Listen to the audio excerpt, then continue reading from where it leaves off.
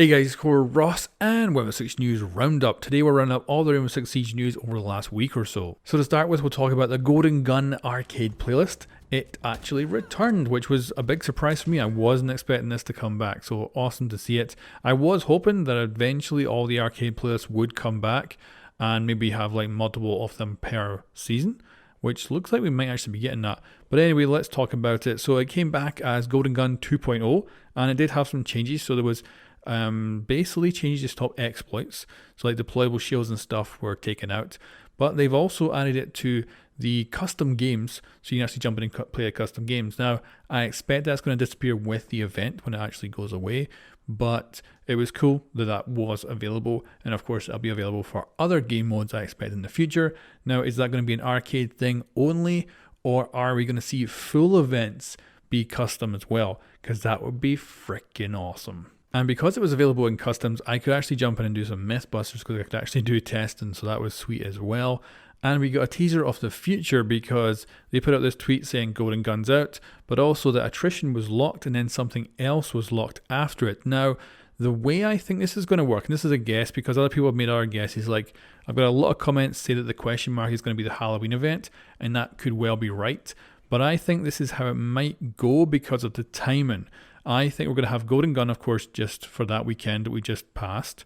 I think attrition will be next weekend, which might mean that it starts up on, say, the 8th this week. Then I think we'll have another arcade playlist, and that'll maybe start up on the 15th. But this is, pure guess. Then after that, I actually think the Halloween event might then start up on the 22nd. So that'd be cool, because that would give us a full month of events or arcade playlists, and I would love that. But it might well be Golden Gun, attrition, then Halloween, or attrition might be next season. But I'm hoping for the next 4 weeks, we'll have a different kind of arcade or event playlist, which will be sweet if that ended up being the case. And that would, of course, mean they could do it every single season that way, which would be so much better than usual. Because it usually does get a bit boring and stale during the kind of mid-month between seasons. So if they do that, I'm totally all in. That'll be sweet. Next up, we had the top issues and community concerns. Now, this is a blog post that I actually do think is really good that they put out. But of course, the big problem with it is that a lot of it's future. And we're talking sometimes a years into the future. Something that's, maybe next season. But other times it is a long time in the future. But it is good that they communicate that they know and they're looking into different things. I don't expect them to come up with a good solution for keyboard and mouse on console, but it's good to see them actually put out a blog saying this is something we're looking at, so that's a good thing. But yeah, it's a bit frustrating to actually read it sometimes because there's so many issues, and of course, the next time this blog gets updated, a lot of those issues will still be there because they're still trying to fix them in the future. But there was some interesting takeaways, like they seem to understand the current yellow pinging game is a bit overpowered and a potential problem.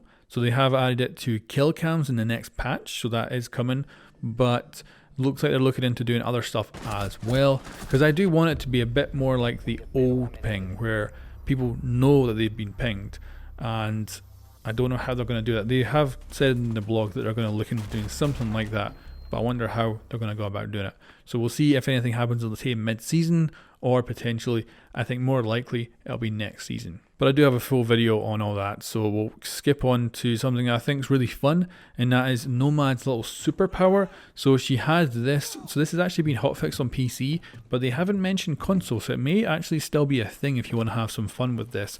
And it's Nomad just doesn't take any fall damage right now, which is awesome. Now, I don't think you can totally kind of exploit it. I'm sure there is some circumstances where you could potentially outmaneuver an enemy, but it is kind of fun. It's kind of a cool little passive. I wouldn't mind actually an operator having this on potentially attack. Guess you could have it on defense, but it'd be more likely to be useful on attacker and operators. But yeah, she takes no fall damage, but it has been hotfixed on PC as of October 1st, so it's no longer available, but still fun. But that's it, guys. Pretty much all the major information this week.